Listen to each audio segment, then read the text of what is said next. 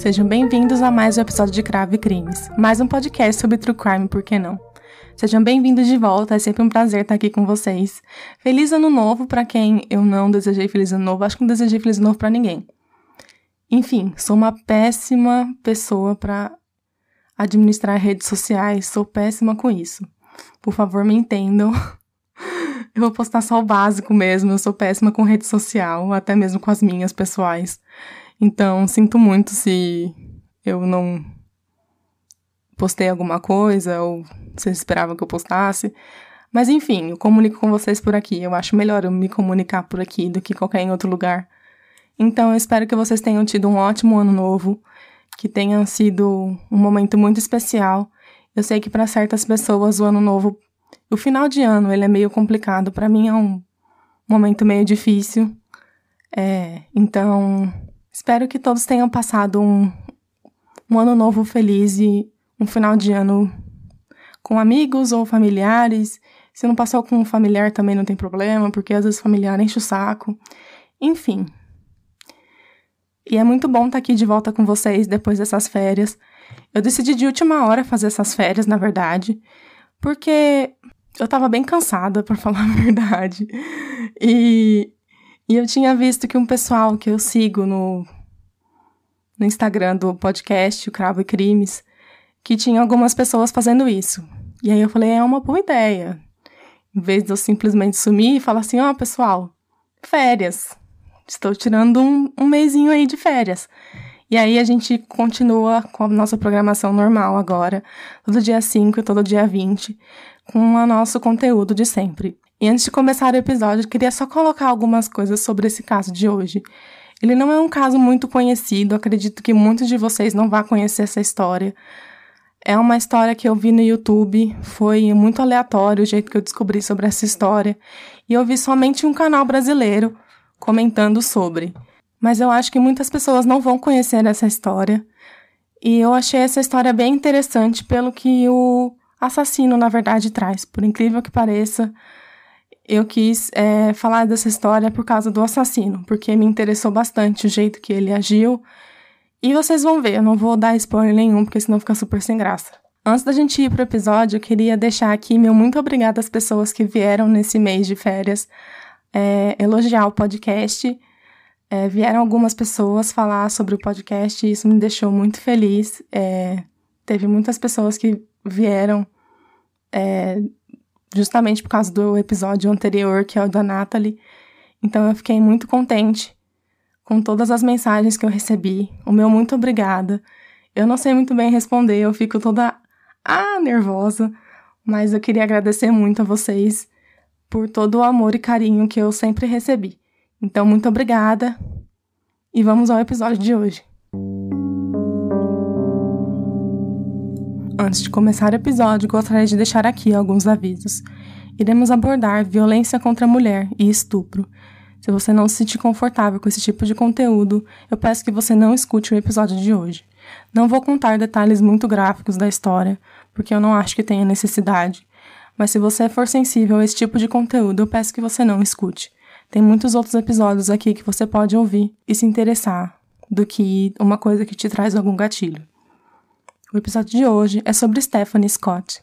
Stephanie Claire Scott nasceu no dia 14 de outubro de 1988, fazendo dela uma libriana vinda de Sydney, na Austrália.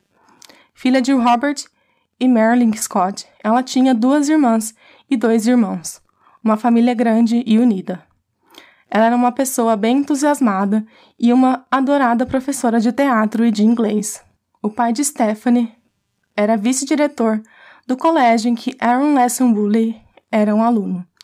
Aaron cresceu ao lado da família Scott e 2 anos depois ele iniciou um relacionamento com Stephanie. No dia 11 de abril de 2014, eles anunciaram que eles estavam noivos e anunciaram junto a data de seu casamento para literalmente 1 ano depois, no dia 11 de abril de 2015. Stephanie era descrita como uma pessoa muito alegre e aquelas pessoas que são quentes e aconchegantes, sabe? Ela era uma pessoa muito inteligente e sempre estava com um sorriso no rosto de acordo com a sua família. Stephanie se tornou professora igual seu pai. Ela ensinava inglês e teatro no colégio. em que dava aula. Ela era uma excelente professora, sempre muito dedicada, e é descrito que ela sempre fazia o máximo por seus alunos. Não se tem muita coisa sobre Stephanie na mídia. A família decidiu que eles iriam ficar fora da mídia e não falar muito sobre o que aconteceu com ela e nem dar muita bola para a mídia para falar de entrevistas ou coisas assim. Então foi bem difícil achar alguma coisa sobre ela para falar aqui na introdução desse episódio de hoje. Como vocês sabem, eu gosto muito de deixar o protagonismo das histórias que eu conto aqui para vocês com as vítimas. Eu acredito que elas sejam as principais pessoas que devemos prestar mais atenção. Então aqui fica uma singela homenagem a Stephanie e contar um pouquinho da pessoa incrível que ela parece ser. O casamento de Stephanie estava chegando e com isso todos os preparativos estavam sendo feitos para que fosse uma celebração perfeita.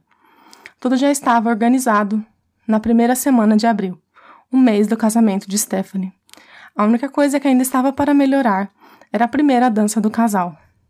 Eles estavam tendo aulas para aperfeiçoar a dança para que tudo saísse perfeito, como Stephanie sempre quis. Ela aproveitou muito a sua festa de despedida de solteira e se divertiu muito com suas amigas e com os familiares dela. Tudo estava saindo perfeito, de acordo com o que Stephanie estava planejando. Só que, de repente, tudo mudou. E foram assim que os eventos do caso de hoje, infelizmente, aconteceram.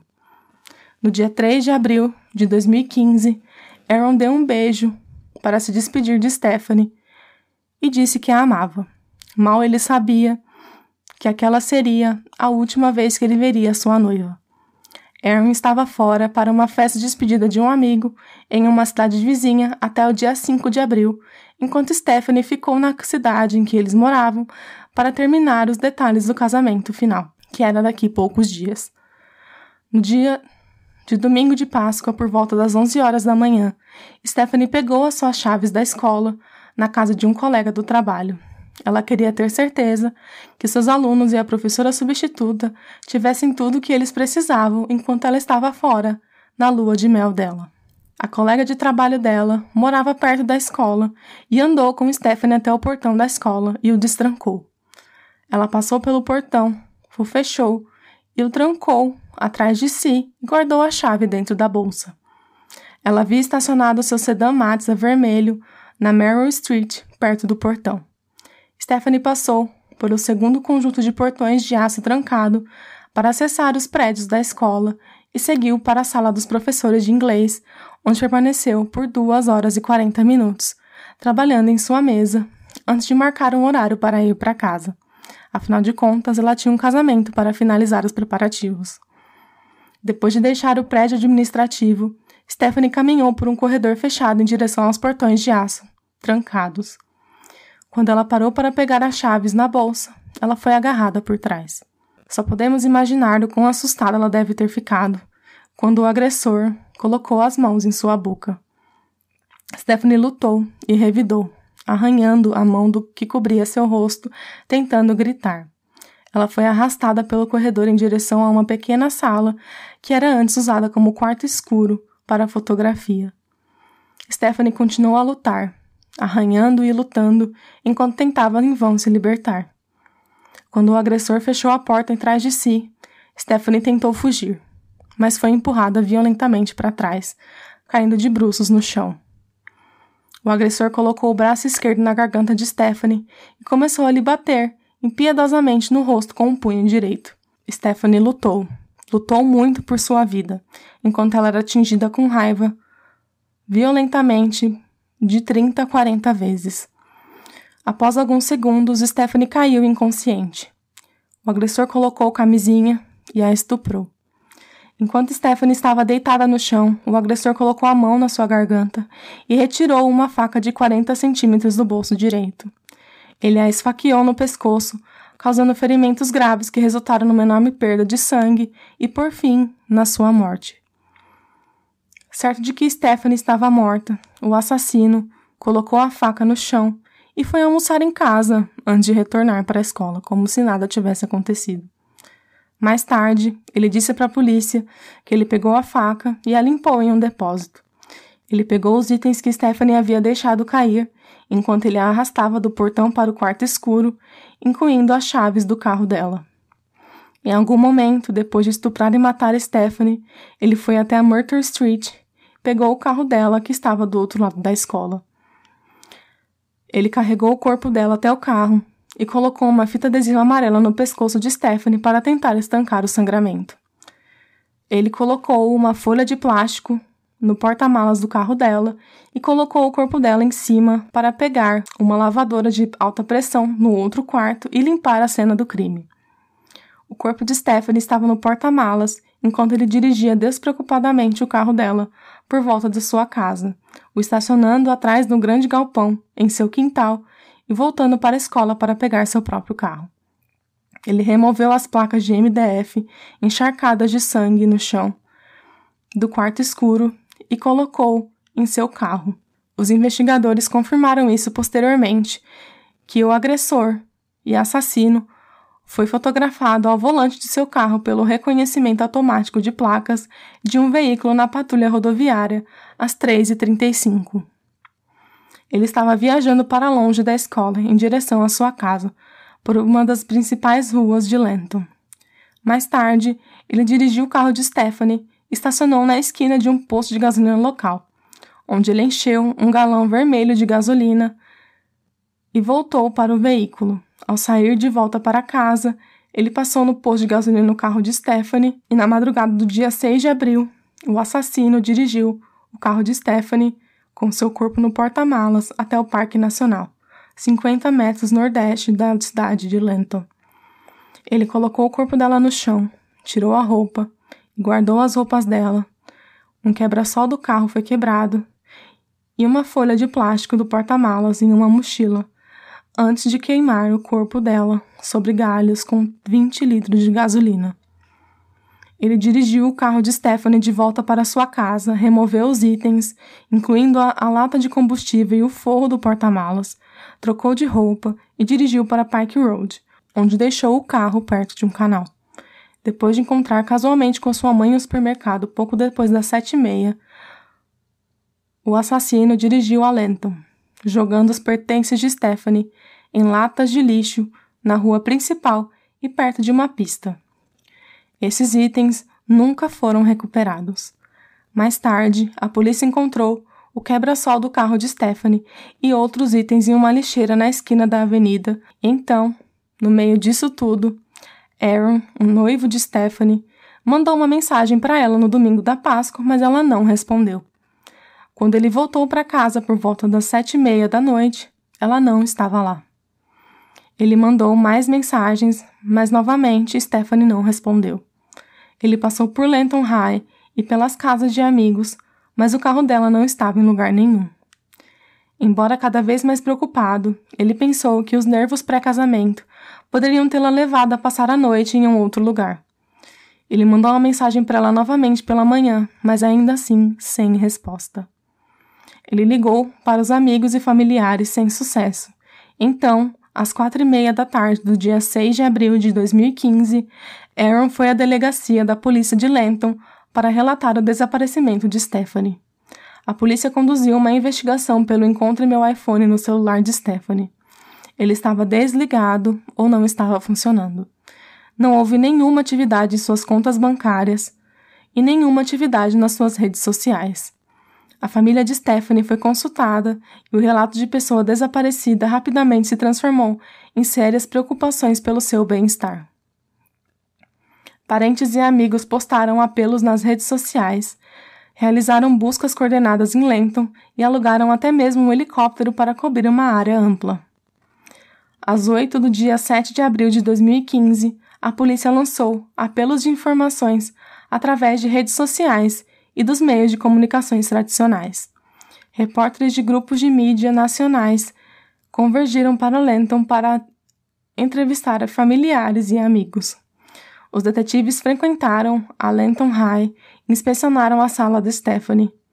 Uma verificação do sistema de alarme mostrou que Stephanie desarmou o alarme do bloco administrativo a 1h31 e o rearmou de novo a 1h38. O grupo de serviços forenses e a unidade canina foram chamados para auxiliar nas buscas. Na noite de terça-feira, um grande grupo de familiares e amigos de Stephanie se reuniu para tentar invadir a escola. acreditando que Stephanie poderia estar mantida em um cativeiro no local. A polícia conversou com o grupo e os convenceu de não entrar à força na escola. Um vizinho nos informou que havia visto o faxineiro da escola, Vincent Stanford, trabalhando no final de semana da Páscoa. Pouco tempo depois, Vincent passou pela escola. Quando a polícia o deteve, ele disse que tinha acabado de deixar a mãe no trabalho e estava voltando para casa.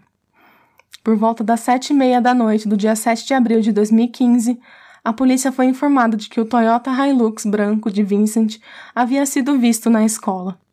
A polícia foi até a casa de Vincent para discutir seus movimentos e perguntar se ele tinha visto Stephanie.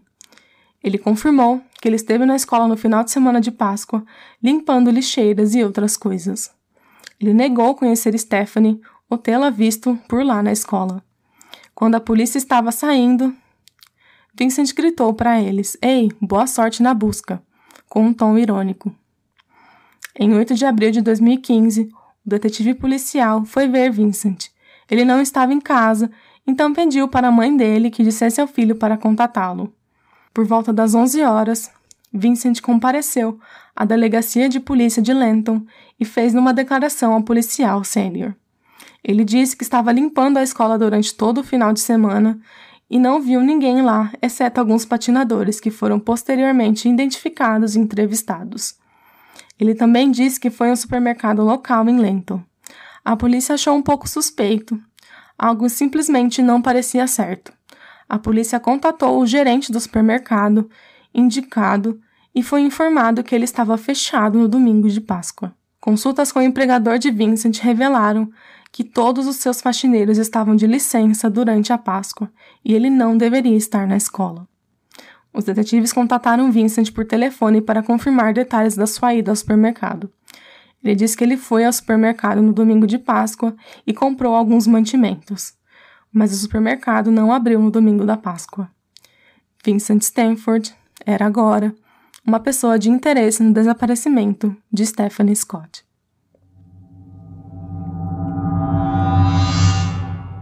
Vamos falar um pouco sobre Vincent, não é mesmo? Vincent Stanford nasceu no dia 21 de dezembro de 1990, na Tasmânia. Vincent nasceu na Austrália e foi criado por seus pais, Anika e Steve, até que eles o mudaram, junto com seu irmão gêmeo Marcus e seu irmão mais velho Luke, para a Holanda, quando ele tinha apenas 3 anos de idade. Logo depois que a família se mudou, Steven Stanford, o pai deles, os deixou e voltou para a Austrália, não tendo mais contato com seus filhos. Os 3 meninos foram criados pela mãe na Holanda e as provas apresentadas ao tribunal sugerem uma infância normal.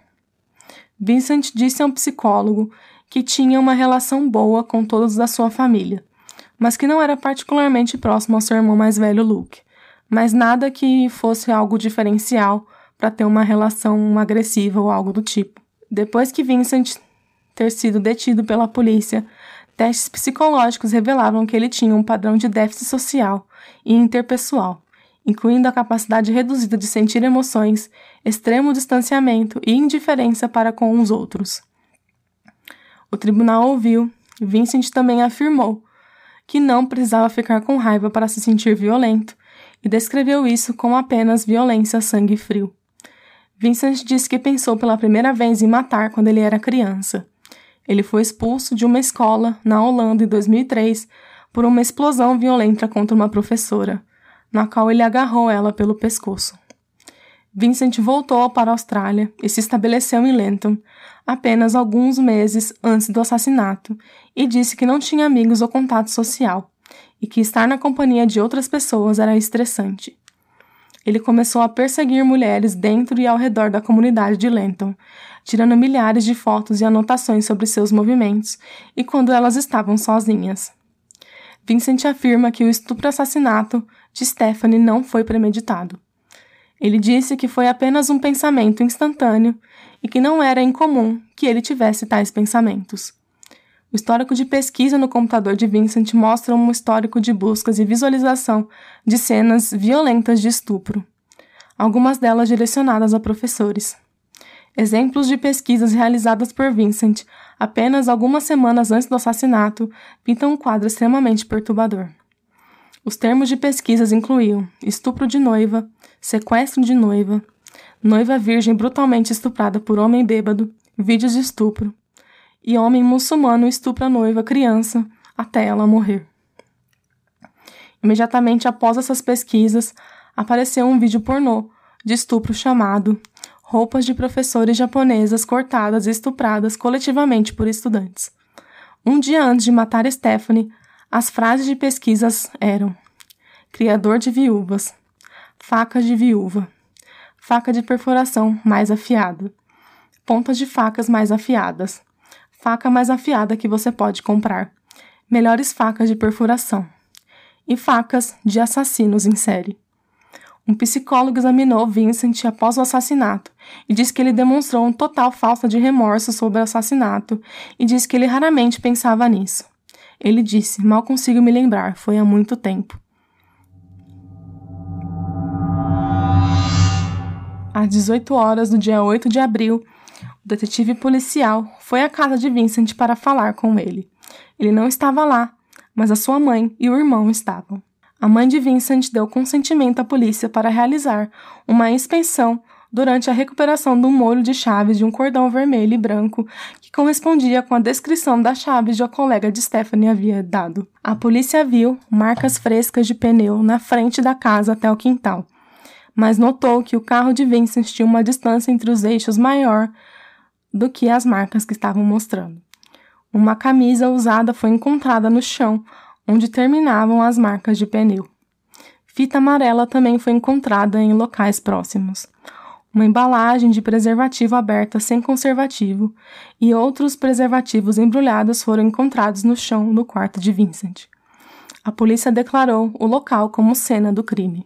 A mãe e o irmão de Vincent foram retirados da casa e escoltados até a delegacia da polícia de Lenton. Pouco tempo depois, Vincent chegou em casa, em seu carro, e disse ao detetive que estava tirando fotos. Os detetives viram uma câmera digital no banco do passageiro dianteiro do carro e algumas placas de MDF na parte traseira manchadas que parecia ser sangue. A polícia apreendeu o carro dele e ele concordou em acompanhá-los até a delegacia. A polícia retirou a câmera do carro e a ligou. A primeira imagem exibida foi de um cadáver humano queimado, que parecia ser de uma mulher no mato. O detetive falou com Vincent na delegacia. Embora ele não tinha sido preso, a conversa foi gravada. Ele continuou a negar que teve qualquer contato com Stephanie ou com o carro dela. A polícia notou que ele parecia ter várias marcas pequenas de arranhões na testa, sob os 2 olhos, na ponta do nariz e na parte superior do antebraço direito, e pequenas marcas no braço esquerdo. Vincent citou diversos incidentes de bater a cabeça e bater em um galho de árvore em uma semana antes para explicá-los. Uma análise mais profunda da câmera revelou outra foto do mesmo cadáver queimado, tirada de um outro ângulo. Ele disse à polícia que ele baixou as imagens de um filme de terror na internet porque as achou engraçadas. Ele negou que as fotos eram de Stephanie. O detetive prendeu Vincent pelo assassinato de Stephanie Scott.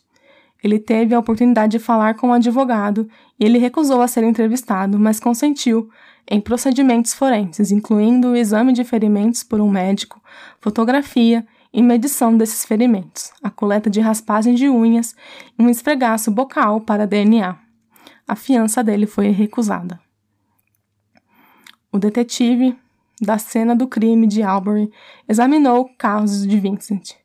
As manchas nas placas de MDF retornaram com resultado positivo para sangue humano, posteriormente comparado ao DNA de Stephanie. Os destinos armazenados no GPS do veículo incluíam Boundary Road, em Lenton, a 11 km da casa dele, e o Parque Nacional, cerca de 50 km norte de Lenton.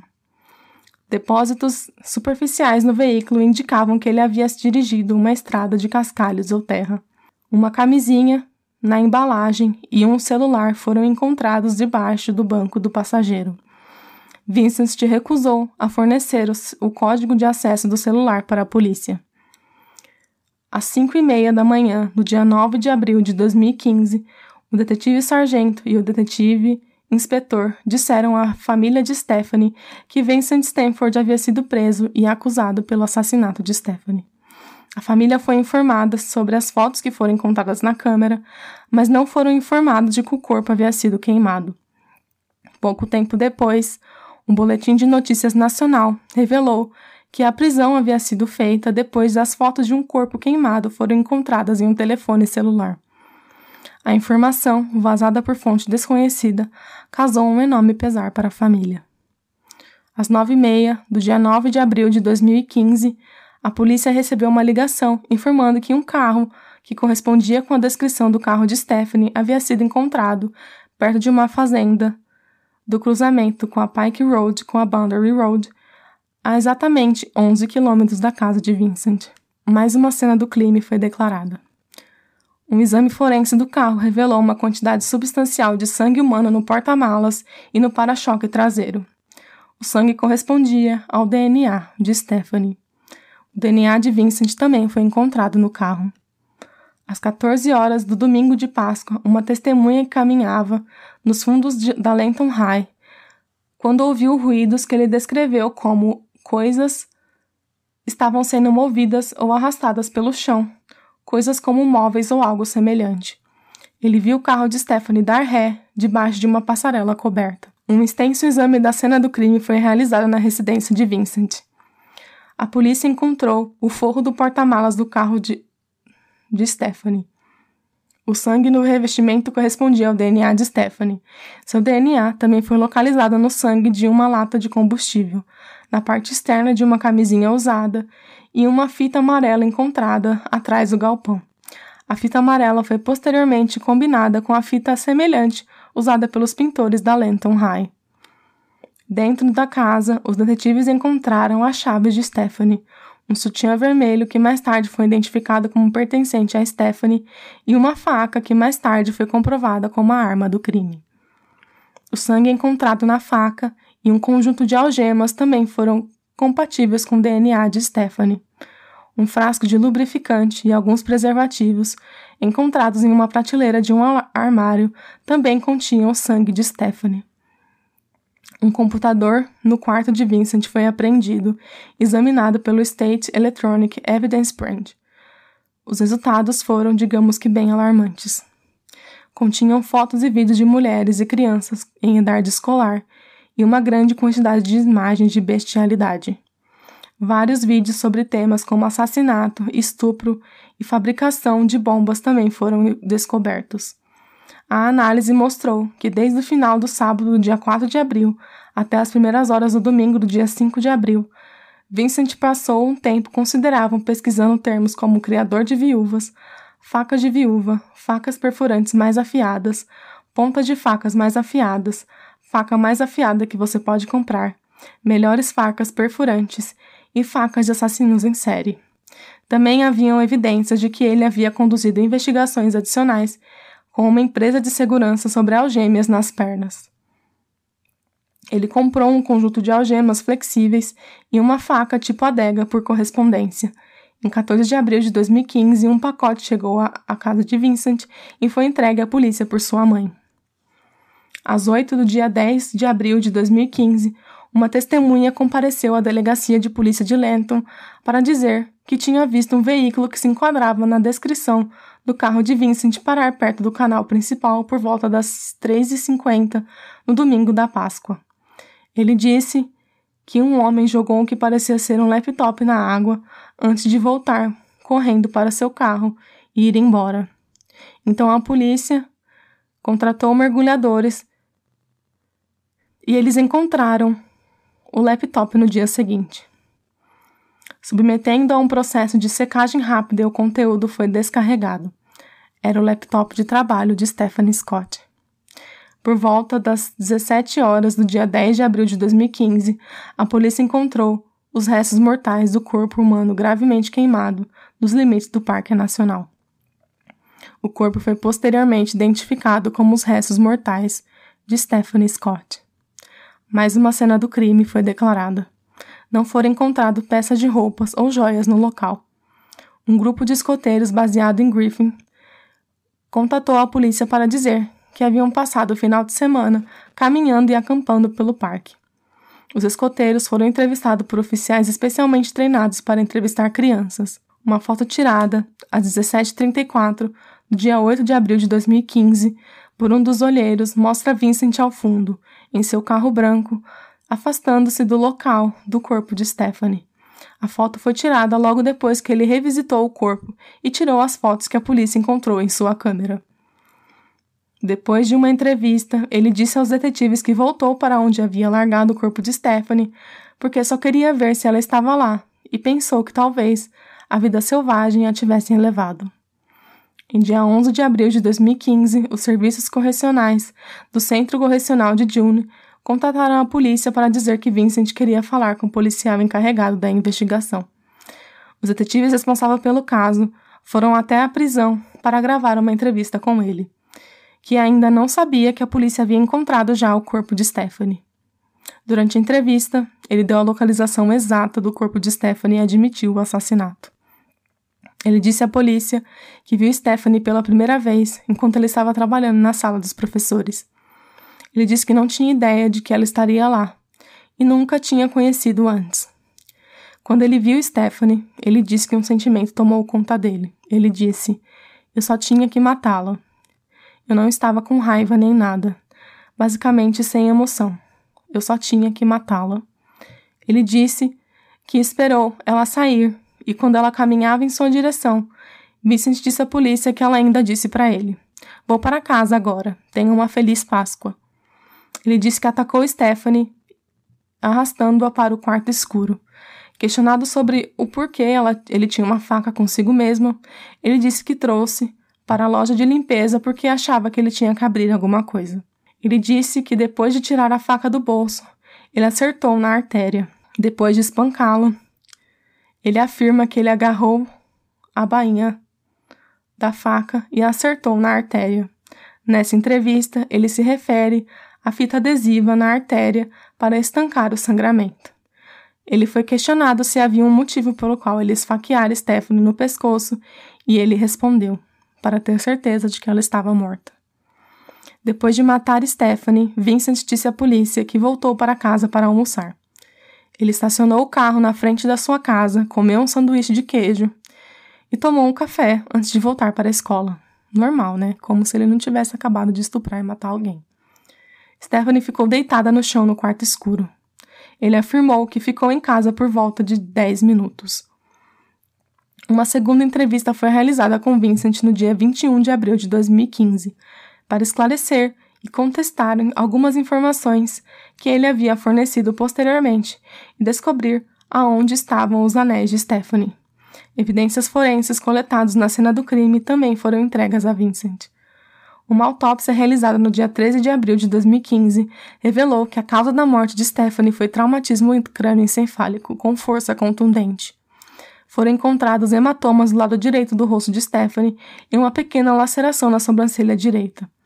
Houve uma fratura nasal e uma fratura no olho direito. Havia 2 facadas no lado direito do seu pescoço. A veia jugular interna direita foi rompida, mas não teve nenhuma hemorragia associada no trajeto. Em julho de 2016, Vincent foi a julgamento e se declarou culpado das acusações de assassinato e agressão sexual agravada. No tribunal, durante o julgamento, Vincent disse que ele sempre teve pensamentos sombrios, principalmente pensamentos sobre matar alguém desde os 7 anos de idade. Mesmo que ele tinha esses pensamentos, Vincent teve seu primeiro incidente violento quando ele tinha apenas 12 anos. Ele estava na escola na Holanda quando a diretora o repreendeu por estar na escola sem permissão. Durante o confronto, a diretora puxou a gola do casaco de Vincent, que ficou perto do pescoço, um lugar que ele odiava que as pessoas tocassem. Em resposta, ele agarrou a diretora pela garganta com as 2 mãos, dificultando a sua respiração. Ele então foi mandado para um centro psiquiátrico para adolescentes por problemas de comportamento e incidentes violentos, e ele, nesse centro, foi diagnosticado com autismo. Quando ele foi liberado, ele foi matriculado em uma escola menor para crianças que precisavam de uma atenção especial e ficou nessa escola até os 16 anos de idade. Vincent tentou entrar na faculdade de tecnologia de informática, mas nenhuma universidade o aceitou. Ele então, sabe o que ele fez? Tentou entrar no exército, como todo serial killer faz. Mas ele foi rejeitado porque ele não era sociável o suficiente. Vincent fala em julgamento que pensamentos violentos ele sempre teve, mas quando ele era criança, ele tentava esconder esse sentimento. Ele falou que agora ele sabe que esses pensamentos não são normais, e ele descreve tê-los toda semana. Vincent ainda diz que ele acha que é uma coisa que ele está programado a fazer, ter esses pensamentos sombrios, que ele não acha que nada que ele faça para que eles parem. Depois que Vincent foi preso pela polícia, foram feitos diversos testes psicológicos nele. Os resultados não são tão impressionantes assim depois de ouvir tudo que nós conversamos sobre ele até agora. Ele tem déficit social e interpessoal, incluindo a capacidade reduzida de sentir emoções, extrema indiferença e desinteresse para o próximo. Ele teve uma pontuação alta na escala de agressividade e sadismo, mas teve uma pontuação extremamente baixa para tendências psicopáticas. Ele é descrito também por testes que Vincent não precisava estar bravo ou furioso para ser violento, que as ações dele são descritas como violência ao sangue frio. Quando perguntado o que ele faria para se adaptar à sociedade novamente, Vincent disse que ele deveria primeiro adquirir algumas emoções, já que ele praticamente não tinha nenhuma. Que o único sentimento que ele sempre sentiu foi raiva. Mesmo com as pesquisas perturbadoras da internet que ele fez, Vincent sempre negou que ele planejou matar Stephanie. Quando perguntado sobre como ele se sentiu sobre o crime que ele cometeu, ele apenas respondeu que não se lembrava porque fazia muito tempo. Vincent ainda comentou que ele não gostou de matar Stephanie, mas que ajudou a aliviar a tensão e os impulsos violentos incontroláveis que ele tinha de matar ela. Ele disse que não sentiu nenhuma culpa ou remorso pelo que ele fez, porque nas palavras dele, foi algo que eu tinha que fazer. Eu não conseguia me controlar. Durante a entrevista com os policiais, Vincent acabou confessando que tinha uma obsessão um pouco, digamos que básica, nem um pouco básica, por uma garota de 12 anos de idade. Ele disse que queria sequestrar essa menina já fazia um tempo, mas ele manteve o seu autocontrole nesse caso. Mas ele disse que se ele tivesse sequestrado essa menina, ele provavelmente teria matado. Logo que viu a menina pela primeira vez, ele começou a tirar fotos e stalkear ela. Vincent filmava essa menina e a polícia achou em seu computador cerca de 1.805 fotos dela, a maioria mostrando seu uniforme da cintura para baixo, o que mostra aqui o quão nojento e perturbador ele era, e como ele não conseguia manter seus desejos sombrios guardados por muito tempo. Vincent tinha um caderno onde ele escrevia diversas coisas sobre essa menina, fazendo menções a ela como uma vadia, e continha informações sobre ela, como, por exemplo, que horas ela chegava em casa ou o período em que ela ficava sozinha em casa, o que é assustador só de pensar. Uma outra página desse caderno incluía uma lista de drogas como Valium, clorofórmio, óxido nitroso e Rohypnol, que são medicamentos que servem para basicamente sedar alguém. Além das fotos da menina de 12 anos que ele stalkeava diversas mulheres da comunidade de Lenton, tirando milhares de fotos e anotando cada um de seus passos e quando elas estavam sozinhas. Com tudo isso que eu contei para vocês, a sentença de Vincent não é muita surpresa para qualquer pessoa. A sentença dele foi prisão perpétua sem chance de condicional pelo assassinato e agressão sexual agravada de Stephanie Scott. Durante a sua sentença, o juiz encarregado pelo caso disse que não tinha evidências nenhuma que indicasse que ele tinha algum problema familiar ou durante seu desenvolvimento que o afetou dessa forma. O crime que Vincent cometeu contra Stephanie foi considerado como não premeditado, pois eles acreditavam que ele falou a verdade na hora que ele viu Stephanie, ele tinha que matar ela. Uma coisa que eu queria contar para vocês agora é que dias depois que Vincent matou Stephanie, ele mandou uma mensagem para seu irmão gêmeo dizendo: "Eu estou te mandando um envelope, mantenha-o em segurança para mim." Dentro desse envelope estavam a aliança de noivado de Stephanie e a carteira de motorista dela. Mesmo que Vincent foi preso antes do envelope chegar, o irmão gêmeo de Vincent, Marcus, ainda vendeu o anel de noivado de Stephanie em uma loja e queimou a carteira de motorista dela depois de tirar uma foto.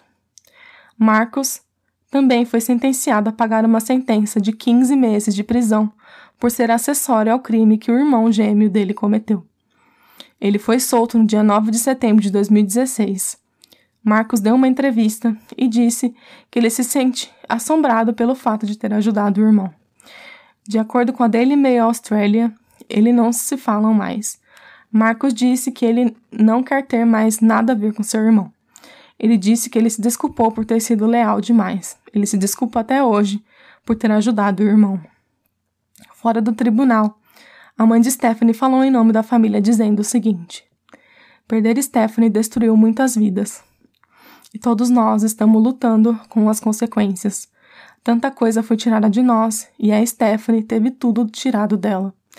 Precisamos ser capazes de desaparecer dos olhos do público e poder chorar por nossa linda menina e superar essa dor. Então, antes de terminar esse episódio, queria deixar aqui uma instituição para homenagear a nossa vítima de hoje, Stephanie Scott. Eu estava pesquisando alguma organização que abordasse o tema principal desse episódio, que é estupro e violência contra a mulher, e eu achei a instituição Tamo Juntas. Assessoria Multidisciplinar Gratuita para Mulheres em Situação de Violência. É uma organização não governamental sem fins lucrativos fundada em maio de 2016 em Salvador, no estado da Bahia. Elas são uma organização feminista composta por mulheres profissionais que atuam voluntariamente na assistência multidisciplinar a mulheres em situações de violência e que possui voluntárias em diversas regiões do Brasil. Assim, a organização atua politicamente com a incidência local e nacional na perspectiva de denunciar e combater a violência contra a mulher, em diversos níveis fundamentando seus princípios, posturas e práticas na perspectiva feminista, antirracista, anticapitalista e anti-LGBTI-fóbica. Então eu gostaria de deixar aqui, como sempre, o link das doações para o Tamo Juntas para quem tiver interesse em doar ou saber mais sobre a luta delas. Como eu sempre deixo, o link está disponível na descrição do episódio, junto com as referências.